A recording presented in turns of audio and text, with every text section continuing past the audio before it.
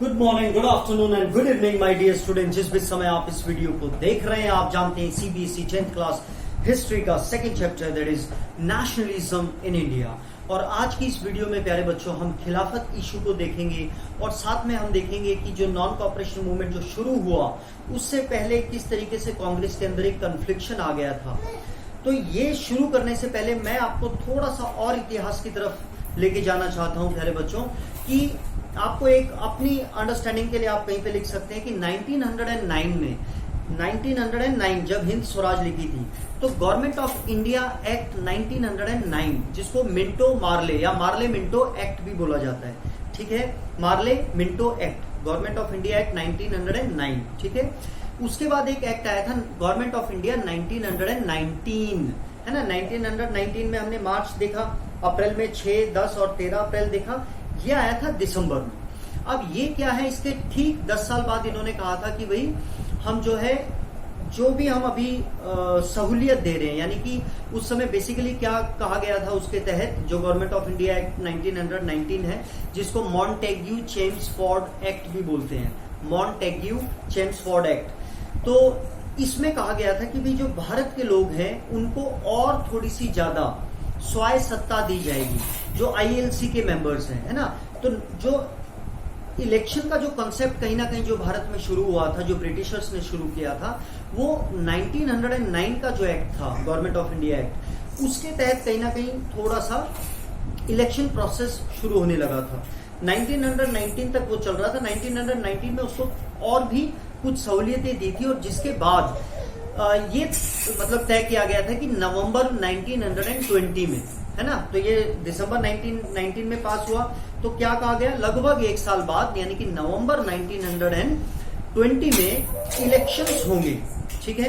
अब आपको मैं बताऊंगा कि ये मैंने आपको क्यों बताया कि ये जो इलेक्शन होंगे, यानी कि जो लेजिस्लेटिव काउंसिल होगी या जो आईएलसी जिसको हम बोल रहे हैं, तो उसके इलेक्शन प्रोसीजर के लिए ये एक समय निर्धारित किया गया था because of the government of India act 1919। यहां तक आपको समझ में आ गया। ये जो स्टोरी है, जो मैंने 1919 में पहली बार इलेक्शन प्रोसीजर कुछ स्टार्ट हुआ था, कुछ पावर्स मिली थी, उसको फिर गवर्नमेंट ऑफ इंडिया एक्ट 1919 में ठीक 10 साल बाद और ज्यादा पावर के साथ में कहा गया था कि हम इसको जो है अगले साल नवंबर में हम इलेक्शन कराएंगे।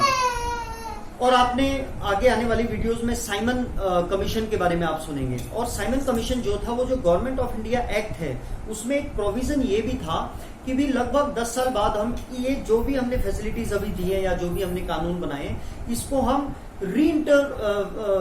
इसको दोबारा से रिफ्रेश तरीके से एक बार हम इसको देखेंगे कि इसके क्या क्या रीइंटरप्रिटेशन करेंगे, कि इसके क्या ड्रॉबैक्स हैं, क्या और हमें इसमें बढ़ाना है या घटाना है। तो साइमन कमीशन है ना, तो साइमन कमीशन का भी बेस कहीं ना कहीं यहीं पे आपका कनेक्शन हो गया है, जब हम नेक्स्ट वीडियो में उसको देखेंगे। अब हम देखते हैं कि खिलाफत इशू क्या है, फिर हम दोबारा से आएंगे। जो मैंने आपको स्टोरी बताई है, जो गवर्नमेंट ऑफ इंडिया एक्ट 1919 और नवंबर 1920 इलेक्शन का जो मैंने टाइम बताया आपको। अब खिलाफत इशू क्या है प्यारे बच्चों, जैसा कि आपको मैंने पिछली वीडियो में, स्टार्टिंग वीडियो में बताया था कि ऑटोमन एम्पायर टर्की को बोला जाता है, ठीक है। तो टर्की आपको पता है यहाँ पे जिसकी कैपिटल क्या है, अंकारा। टर्की की कैपिटल क्या है, अंकारा। तो जो ऑटोमन एम्पायर है, फर्स्ट वर्ल्ड वॉर में ऑटोमन एम्पायर है, उसकी हार हो गई थी ब्रिटिशर्स के द्वारा, है ना, और ब्रिटिशर्स ही हम पे रूल कर रहे थे। तो टर्की इसलिए भी मुस्लिम समाज में एक बहुत ही महत्वपूर्ण नाम है, क्योंकि यहाँ पर जो पूरे जितने भी मुस्लिम हैं उनके रिलीजियस या स्पिरिचुअल जो हेड हैं वो टर्की में ही बैठते थे, यानी ऑटोमन एम्पायर के अंदर। और कहीं ना कहीं ब्रिटिशर्स ने ऑटोमन एम्पायर को हरा दिया, जिसके बाद ब्रिटिशर्स ने जो ऑटोमन एम्पायर यानी जो खलीफा, जो उनके स्पिरिचुअल हेड होते थे, उनको क्या बोला जाता था, खलीफा के नाम से।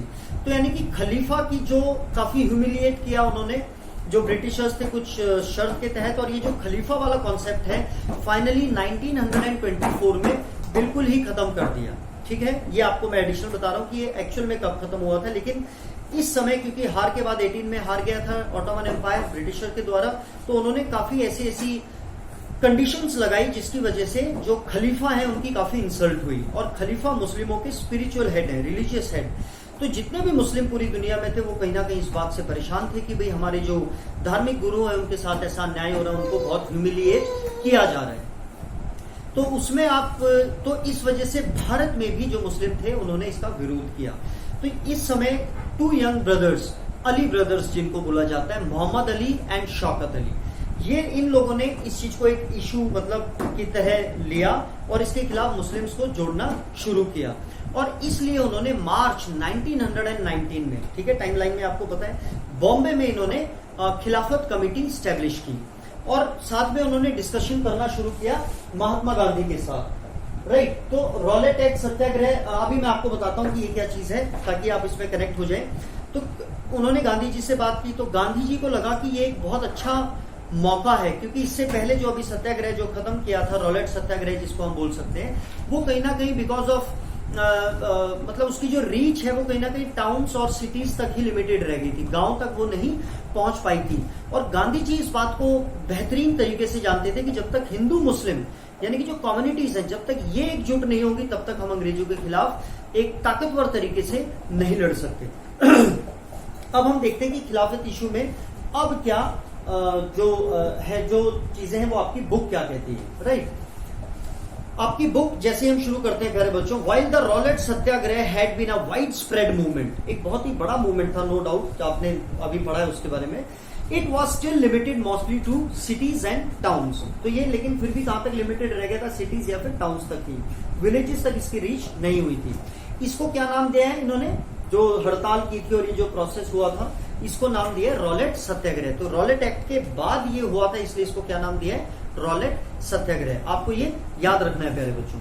महात्मा Gandhi felt the need to launch a more broad based movement in India, ठीक है, उनको एक बहुत ही और भी ज्यादा मतलब ब्रॉड बेस्ड, जो ताकि गांव के लोगों तक इसकी रीच पहुंच सके, ऐसा वो कुछ करना, ऐसा मूवमेंट वो स्टार्ट करना चाहते थे। बट ही वॉज सर्टेन, उनको पता था that no such movement could be organised without bringing the Hindus and Muslims closer together. One way of doing this he felt was to take up the Khilafat issue, यानी गांधी जी के मन में कहीं ना कहीं पहले ही था कि इस इशू को मुझे पिक करना चाहिए ताकि मुस्लिम्स को मैं एक ही अम्ब्रेला के अंडर में लेके आ सकूं। The first world war had ended with the defeat of Ottoman Turkey, है ना, ऑटोमन टर्की, जो वो पूरी कहानी है आप यहाँ पे कोरिलेट करेंगे। And there were rumours that a harsh peace treaty was going to be imposed on the Ottoman emperor, right, यानी खलीफा, the spiritual head of the Islamic world, the Khalifa. To defend the Khalifa's temporal powers, a Khilafat committee was formed in Bombay in March 1919. A young generation of Muslim leaders like brothers Muhammad Ali and Shaukat Ali, इनको Ali brothers भी बोला जाता है, began discussing with Mahatma Gandhi about the possibility of a united mass action on the issue. तो वो भी कहीं ना कहीं इस चीज में को लेकर उनको लग रहा था कि भी गांधी जी के पास उन्होंने डिस्कशन की कि इसको पूरे को, दोनों को एक कंबाइन करके क्यों ना लड़ा जाए। Gandhi ji saw this as an opportunity to bring Muslims under the umbrella of a united national movement at the Calcutta session। अब आपको ध्यान रखना है 1920 में हमने 2 याद किए थे ना, सितंबर में कलकत्ता 1920, ठीक है, और दूसरा जो हुआ था दिसंबर 1920 में, वो कहा हुआ था, नागपुर में, कांग्रेस का सेशन, ठीक है। और आपको एक चीज डेट याद रखनी है कि जो 1919 गवर्नमेंट ऑफ इंडिया एक्ट में कहा गया था कि इलेक्शन कब होंगे, नवंबर 1920, तो सितंबर, नवंबर एंड दिसंबर, बट बेसिकली आपको 2 ही याद रखने, सितंबर एंड दिसंबर।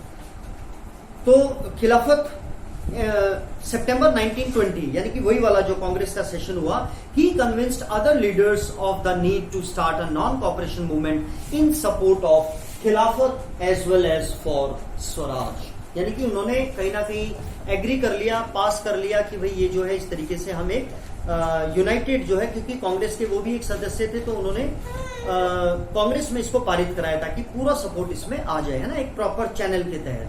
लेकिन अब ये जो हुआ उसके बाद क्या हुआ कि मतलब जो कांग्रेस है उसके अंदर 2 पार्ट बट गए। कुछ कह रहे थे कि भाई हमें, क्योंकि इसके तहत जो अगर ये नॉन कॉपरेशन जो लॉन्च करने की महात्मा गांधी जी बात कर रहे हैं, उसके तहत क्या था कि हमें हर चीज का बाइकआउट करना था, क्योंकि नॉन कॉपरेट करना था। तो जो इलेक्शंस जो दिए हुए थे, है ना, उसको कांग्रेस एक अपॉर्चुनिटी की तहत ले रही थी कि भाई हम इलेक्शन लड़ेंगे और हमारे हाथ में पावर आएगी। तो वो कहीं ना कहीं जो है उनको ये मौका एक फिसलता हुआ अपने हाथ से नजर आ रहा था, इसलिए वो इसके पक्ष में नहीं थे, क्योंकि अगर वो पक्ष में होंगे तो फिर वो इलेक्शन नहीं लड़ सकते, क्योंकि बॉयकॉट करना पड़ेगा। तो इस वजह से एक टसल हो गया बीच में, यानी कि बीच में कन्फ्लिक्शन हो गया, जिसकी मैं आपसे बात कर रहा था कि भाई नवंबर वाले इलेक्शन वो मतलब रिलक्टेंट थे, वो चाहते नहीं थे कि भी इसको हम ना लड़ें। तो इस वजह से लेकिन ये टसल जो है वो कहीं ना कहीं कम हुई, और जो दिसंबर में नागपुर में जो सेशन हुआ कांग्रेस का 1920 में, उसमें इसको पारित कर दिया गया। तो इसके जो अगेंस्ट थे जो लोग, एक तो जो फेवर में थे, फेवर में जो लोग थे जैसे अली ब्रदर्स, वो तो फेवर में होंगे ही, साथ में मोतीलाल नेहरू। मोतीलाल नेहरू कौन है? जवाहरलाल नेहरू, जो हमारे देश के पहले प्रधानमंत्री हैं, उनके पिता। और जो अगेंस्ट में थे उसमें बेसिकली नाम जो आता है दैट इज सीआर दास, है ना, जिनको बोलते हैं चित्तरंजन दास। तो और दूसरे जो इसमें अगर हम एक और देखें तो एमएमएम, जिनको अभी भारत रत्न मिला है रिसेंटली, लास्ट टू लास्ट, जो भी जिनको रेसिपिएंट्स हैं, तो मदन मोहन मालवीय, ये दो उसके अगेंस्ट में थे। लेकिन फाइनली फिर वो दिसंबर 1920 के कांग्रेस सेशन में, जो कि नागपुर में हुआ, उसमें ये पारित हो गया कि हम अब जो है नॉन कोऑपरेशन स्टार्ट करेंगे, यानी कि इलेक्शन का बायकॉट कर दिया उन्होंने। देखते हैं व्हाई नॉन कोऑपरेशन। अब आपको समझ में आएगा कि मतलब कि नॉन कोऑपरेशन को मतलब कैसे, किस तरीके से इन्होंने, जो भी कंफ्लिक्ट हुआ, क्या प्रोसीजर रहा, और नॉन कोऑपरेशन ही क्यों। In his famous book Hind Swaraj, पहली जो ईयर था टाइमलाइन में, Mahatma Gandhi declared that British rule was establish in India with the cooperation of Indians, है ना, बिना इंडियन की कोऑपरेशन के तो पॉसिबल नहीं था, and had survived only because of this cooperation. If Indian refused to cooperate, British rule in India would collapse, यानी कि वो बिखर जाएगा, टूट जाएगा, within a year and swaraj would come. तो गांधी जी ऐसा उन्होंने अपनी हिंद स्वराज में भी ये चीज मेंशन की थी। तो वहां से ये कहीं ना कहीं एक आइडिया आया, और इस तरीके से हम भी इसको महसूस कर सकते हैं कि हमारी कोऑपरेशन की वजह से ब्रिटिशर हमारे ऊपर रूल कर रहे थे, हम उनका अगर बॉयकॉट कर देंगे तो उनको अल्टीमेटली छोड़ना पड़ेगा देश। How could non cooperation become a movement. अब ये जो नॉन कोऑपरेशन जो आइडिया था जो गांधी जी का, वो कैसे एक मूवमेंट बना। Gandhi ji propose that the movement should unfold in stages. देखो गांधी जी इसलिए बोला जाता है, अगर एक साथ ही पूरी जोर लगा देते, उन्होंने कहा हम इसको स्टेप बाय स्टेप इसको हम अनफोल्ड करेंगे, यानी एक बार हम ये करेंगे, फिर हम ये करेंगे, फिर हम ये करेंगे। अगर गवर्नमेंट ने फिर काफी ब्रूटल स्टेप्स अगर उठाए, तो फिर हम complete civil disobedience movement start कर देंगे, यानी कि फिर हम उनके कानून मानना भी बंद कर देंगे, उनका मतलब सरेआम विरोध करेंगे, राइट, लेकिन अहिंसा के साथ। How could non-cooperation become a movement? Gandhi ji proposed that the movement should unfold in stages. It should begin with the surrender of titles that the government awarded. जो भी टाइटल सर सैयद अहमद खान या जितने भी titles हैं, और भी जो title मिले हुए उन सबको सरेंडर करेंगे। बॉयकॉट सिविल सर्विसेज, यानी कि जो सिविल सर्विस का एग्जाम है उसको भी बॉयकॉट करेंगे, पुलिस की सर्विस, कोर्ट, लेजिस्लेटिव काउंसिल्स, ठीक है, आपको समझ में आ गया, स्कूल्स, फॉरेन गुड्स, तो जितने भी फॉरेन गुड्स हैं उनका भी बॉयकॉट करेंगे, क्योंकि हमें नॉन कोऑपरेट करना है, ठीक है। Goods. Then in the case government used repression, a full disobedience movement would be launched. अगर उन्होंने कुछ ऐसा brutal steps उठाए तो हम full flash जो है civil disobedience start कर देंगे। Through the summer of 1920, Mahatma Gandhi and Shaukat Ali toured extensively, यानी कि बहुत रिग्रेस तरीके से उन्होंने पूरे भारत का भ्रमण करना शुरू कर दिया। किसने? 1 मार्क के क्वेश्चन के लिए मैं आपका ध्यान खींचना चाहता हूं प्यारे बच्चों, कई बार बिल्कुल सिंपल क्वेश्चन आ जाता है, जैसे कि किसने टूर्ड एक्सटेंसिवली किया था, महात्मा गांधी एंड, क्योंकि ये दोनों ब्रदर्स ने नहीं किया है, किसने किया है? शौकत अली ने किया है, मोहम्मद अली ने नहीं, मतलब किया होगा उन्होंने, लेकिन आपकी बुक में क्या है मेंशन, तो 1 मार्क के क्वेश्चन में इस तरीके का क्वेश्चन आ सकता है, तो आपको याद रखना है शौकत अली एंड महात्मा गांधी ने एक्सटेंसिवली टूर किया to mobilise popular support for the movement, है ना, ताकि ज्यादा से ज्यादा लोग इस मूवमेंट के साथ जुड़ जाएं। Many with in the Congress were however concerned about the proposal. अब वही जो कॉन्फ्लिक्ट है वो इसके लिए कंसर्न थे कि यार ये क्या, दे वर रिलक्टेंट, यानी कि वो विलिंग नहीं थे to boycott the council election schedule for November 1920। जो मैंने स्टार्टिंग में आपको कहानी बताई थी, अब आपको समझ में आ गया होगा कि वो कैसे होना था, है ना। And they feared that the movement might lead to popular violence, और उनको ये भी डर था कि ये कहीं ना कहीं वायलेंस में कन्वर्ट हो जाएगा, क्योंकि इससे पहले जो अभी गांधी जी ने किया था उसमें भी वायलेंस हमें देखने को मिला था। In the month between September and December there was an intense tussle, यानी कि उनके बीच में कन्फ्लिक्शन था within the Congress For a while there seemed no meeting point between the supporters and the opponents of the movement. Supporters में कौन है? Motilal Nehru and Ali brothers, और अगेंस्ट में कौन है? सीआर दास, मदन मोहन मालवीय। आपकी बुक में नहीं है, आपकी नॉलेज के लिए।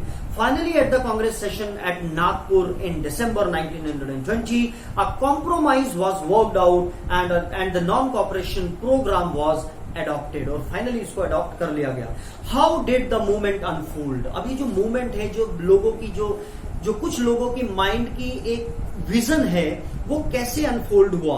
Who participated in it? किन किन लोगों ने इसमें पार्टिसिपेट किया? क्योंकि इससे पहले वाले में तो सिर्फ सिटीज और टाउन्स में रह गया था, मतलब गांव तक नहीं पहुंच पाया था। How did different social group conceive of the idea of non cooperation? यानी कि जो डिफरेंट सोशल ग्रुप थे, जो आदिवासी लोग हैं या जो शहर के लोग हैं, जो बिजनेसमैन हैं, उन्होंने इसको कैसे लिया, इस नॉन कॉपरेशन के मूवमेंट को? ठीक है प्यारे बच्चों, तो मैं ऐसी उम्मीद करता हूं कि आपको ये जो टॉपिक है खिलाफत इशू पूरा आपको समझ में आ गया होगा, और क्यों ये नवंबर 1920 वाले इलेक्शन जो है स्टार्ट हुए, इसका प्रोसेस, और किस तरीके से इनके बीच में टसल हुआ ये आपने देखा, और फिर फाइनली दिसंबर में जो नागपुर में सेशन हुआ था कांग्रेस का, उसमें इसको फुल फ्लैश अडॉप्ट किया। अगली वीडियो में हम देखेंगे कि जो डिफरेंट ग्रुप्स हैं उन्होंने किस तरीके से इस नॉन कॉपरेशन मूवमेंट को देखा, समझा और अपने तरीके से इसको डिफाइन किया। God bless you all, love you all.